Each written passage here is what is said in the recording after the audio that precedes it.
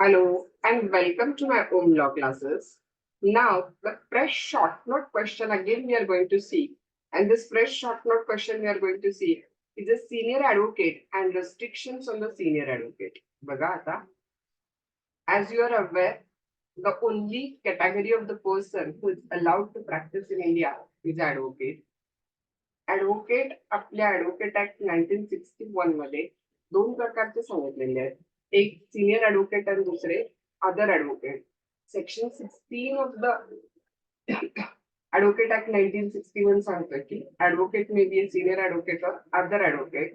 मग आता senior advocate कोण आहे सांगा. तर ज्यांच्या ऍबिलिटीमुळे, त्यांच्यात असलेल्या क्षमतेमुळं, त्यांच्या स्टँडिंगमुळं, म्हणजे त्यांच्या बऱ्याच वर्षाच्या अनुभवामुळे, एक्सपिरियन्समुळं आणि त्यांच्यात लॉ फील्डचं असलेलं काहीतरी वेगळं डिस्टिंग्विशिंग नॉलेजमुळं त्यांना त्यांच्या कन्सेंटनं सिनियर ऍडव्होकेट म्हणून डेझिग्नेट केलेलं असतंय. ते असतात senior advocate. Once you accept yourself to be a senior advocate, मग तुमच्यावरती काही रेस्ट्रिक्शन्स येतात की जसं की सिनियर ऍडव्होकेट म्हणून तुम्ही एकदा स्वतःला ऍक्सेप्ट केलं की मग तुम्ही रेग्युलर कोर्टामध्ये जाऊन आपल्या कॉमन क्लायंटसाठी प्लीड नाही करू शकत. आपण ड्राफ्टिंगचं काम वगैरे नाही करू शकत. हा ऍफिडेव्हिट वगैरे बनवायचं काम नाही करू शकत. सिनियर ऍडव्होकेट आहेत ना ते, त्यामुळे त्यांना जी ज्युनियर ऍडव्होकेट करत असतात हा किंवा जे common work of the law field आहे ते करण्यावरती काय सांगा तर रिस्ट्रिक्शन्स आहेत. ओके, सो सिनियर ऍडव्होकेट कोण आहे आणि सिनियर ऍडव्होकेट वरती काय रेस्ट्रिक्शन्स आहेत त्या बंधनावर आपण काय करणार आहे तर डिस्कस करणार आहे. I will share the notes with all of you and will do. Roman one काय करणार सांगा तर introduction. Section 16 of the advocate act classified an advocate into the senior advocate and other advocate. Okay, कुठल्या section advocate ऍक्टचं classify करतो बघा, section 16. It prescribe that an advocate may with his consent be designated as a senior advocate. कधी सांगा, जर supreme court किंवा high court is of the opinion हा की त्यांच्यामध्ये बाय व्हर्च्यू ऑफ एबिलिटी, पहिला मुद्दा तेवढी क्षमता आहे, की स्टँडिंग ऍट द बार म्हणजे तेवढा अनुभव आहे आणि special knowledge or experience in the law, त्याला लॉ फील्डचं स्पेशल नॉलेज आहे, त्यामुळे he deserve such a distinction. Okay, Bar Council of India will prohibit a senior advocate from accepting instruction to draft a pleading or affidavit, advice or evidence, or to do any drafting work of analogous kind in any court or a tribunal or before any or other authorities mentioned in section 30 of the act or undertake conveyance work of any kind whatsoever.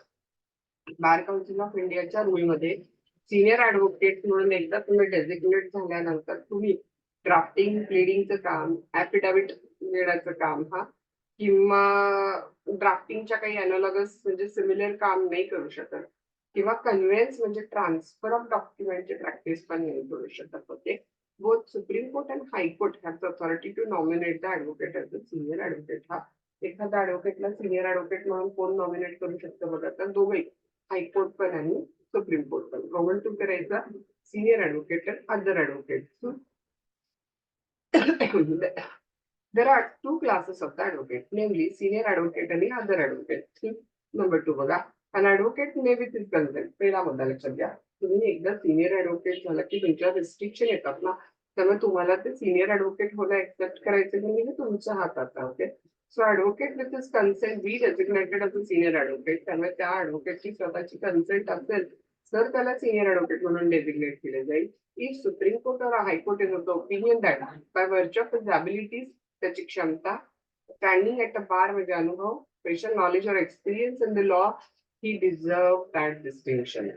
त्यांच्या त्या नॉलेजमुळे त्यांना senior advocate बनण्याला काय सांगा तर capacity आहे, असं high court किंवा supreme कोर्टाला वाटते. तिसरा मुद्दा, senior advocate shall in the matter of the practice be subject to the restriction of the bar council of India in the interest of the legal profession prescribe. एकदा senior advocate झाला की तुम्हाला bar council of इंडियाच्या restriction follow कराव्या लागतात. चौथा मुद्दा, advocate of the Supreme Court was the senior advocate of that court immediately before appointed day shall for the purpose of this section be deemed as a senior advocate. Okay, एकदा तुम्ही ते appoint झाला की immediately तुम्ही काय म्हणून होता तर सिनियर ऍडव्होकेट म्हणून डेसिग्नेट होता. एक्सप्लेनेशन काय म्हणते बघा, this clause provide for the division of the bar into the senior advocate advocate as recommended by the law commission. तर मग बार दोन प्रकारामध्ये डिवाइड होतात, एक सिनियर ॲडव्होकेट आणि दुसरा other advocate.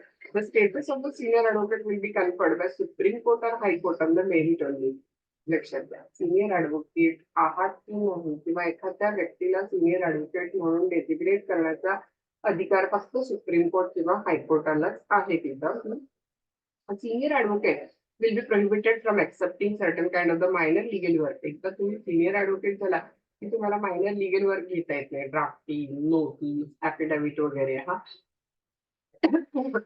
a saving provision has been made in this respect of the existing senior advocate of the Supreme Court will continue to be designated as a senior advocate. Once the distinction between senior advocate and other advocate is recognized under the provision of Advocate Act, wearing of the distinct gown or a coat by senior advocate with a different design cannot be assigned as a discriminatory or a violative of Article 14 of the Constitution. Senior advocate ना ते वेगळं गाऊन आणि थोडस different टाईपचं design जे दिलेलं आहे, prescribe केलेलं आहे कोर्टचं वगैरे, हा ते काहीच रॉंग नाहीये, कारण ते सिनियर ॲडव्होकेट आहेत म्हणून ते प्रिस्क्राईब केलेलं, तिथे कुठली इक्वॅलिटी व्हायोलेट होत नाहीये. After designating the senior advocate, senior counsel ceases to be the counsel for the purpose of filing, pleading, representing, engagement by client. एकदा तुम्ही सिनियर ॲडव्होकेट झाला की किरकोळ मायनर काम प्लीडिंग, रिप्रेझेंटिंग अ क्लायंट नाही करताय. Senior advocate is not suppose to file the vakalatnama of any client or file any application in own hand writing ना application लिहायचं, ह्या सगळ्यावरती काय सांगायचा, रेस्ट्रिक्शन सांगायचा, कॉमन थिंग करायचा. Restriction on the senior advocate कशावरती आलेल्याच आहेत, तरी परत एकदा त्या बघून टाकू. Under advocate act 1961 bar council of इंडियानं काही रिस्ट्रिक्शन इम्पोज केलेल्या सिनियर ॲडव्होकेटवरती. स्टार्ट 1 नंबर करायचा खाली. A senior advocate cannot accept a brief or instruction to appear before any court or tribunal directly from client. Client सांगितले माझी ही केस तुम्ही कोर्टात रिप्रेझेंट करा, ही केसची ब्रीफ आहे. सिनियर ॲडव्होकेटना असं आता डिरेक्टली ब्रीफ क्लायंट कडून घेता येत नाही. Number 2, senior advocate cannot file the वकालतनामा or act in any court or a tribunal mentioned under the provision of Advocate Act. Senior advocate आता वकालतनामा फाईल करू शकत नाही. खरं कोर्टात जाऊन ते एक्झामिनेशन ऑफ विटनेस किंवा क्रॉस एक्झामिनेशन ऑफ विटनेसेस जे आहे is not covered by acting and hence senior council are not restricted from carrying out the same. Cross examination उलट तपास करू शकतात ते. अजून काय. नंबर 3 बघा, senior advocate cannot appear without an advocate on record in the Supreme Court or advocate listed in the part 2 of the state role. Okay, senior counsel जे आहेत ते कोर्टात जर अपियर व्हायचे असेल तर कोणाच्या थ्रू होत आहे ते सांगा, तर ॲडव्होकेट ऑन रेकॉर्ड. यू मॅ have a question in the mind की आता हे ॲडव्होकेट ऑन रेकॉर्ड कोण आहे, तर ॲडव्होकेट ऑन रेकॉर्ड ही एक वेगळी पोस्ट आहे. जर तुम्हाला सुप्रीम कोर्टात एखादी केस दाखल करायची असेल, एखादा मॅटर फाईल करायचा असेल, तर तो कंपल्सरी फक्त ॲडव्होकेट ऑन रेकॉर्डच्या थ्रूच होतो, कारण सुप्रीम कोर्टाचे रूल रेग्युलेशन फक्त त्यांनाच माहिती असतात. Advocate on record. However, senior advocate may appear without an advocate listed in the part 2 of the state role in a criminal cases in which he has been briefed to appear for the prosecution or defense. तर criminal cases मध्ये senior advocate without advocate on record काय करू शकतात, तर appear होऊ शकतात. चौथा मुद्दा, senior advocate cannot accept the instruction to draft the pleading. आता तुम्ही सिनियर ॲडव्होकेट आहे त्यामुळे प्लीडिंग करणं, ऍफिडेव्हिट घेणं, प्रतिज्ञापत्र, ऍडवाइस ऑन एव्हिडन्स किंवा अनालॉगस ड्राफ्टिंग वर्क जे ते सिनियर ॲडव्होकेट करू शकत नाही. Senior advocate is a free to make concession or give undertaking in the course of argument on behalf of client on instruction from briefing the advocate. बाकी ॲडव्होकेटनी थोडक्यात माहिती दिल्यानंतर फक्त कोर्टामध्ये जाऊन ते क्रॉस घेणं किंवा एक्झामिनेशन ऑफ विटनेस करणं किंवा महत्वाचे आर्ग्युमेंट करणं असं काम फक्त करू शकतात.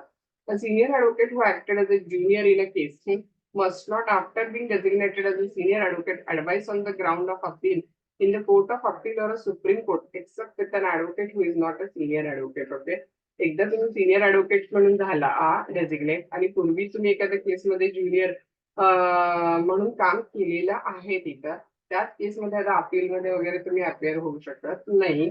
आणि लास्ट मध्ये senior advocate may pay an advocate on the part of the state role of fee that a senior advocate consider reasonable for the services rendered by such advocate. तुम्हाला सिनियर ॲडव्होकेट आता directly स्वतः हजर नाही राहू शकत ना, त्यामुळे part 2 मध्ये जे ॲडव्होकेट दिलेले आहेत त्यांच्या थ्रूच ते हजर राहतात. त्यामुळे त्यांना जी काही योग्य फी आहे ते सिनियर ऍडव्होकेट देऊ शकतात. Okay, so by the way ही एक शॉर्ट नोट आपली इथे सांगते.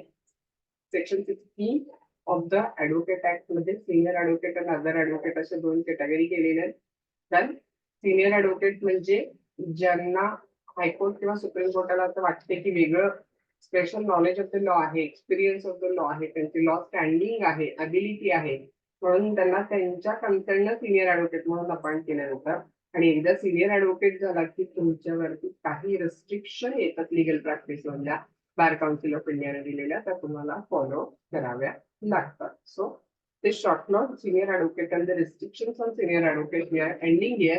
I hope you understood. If you have any doubts, you can ask me.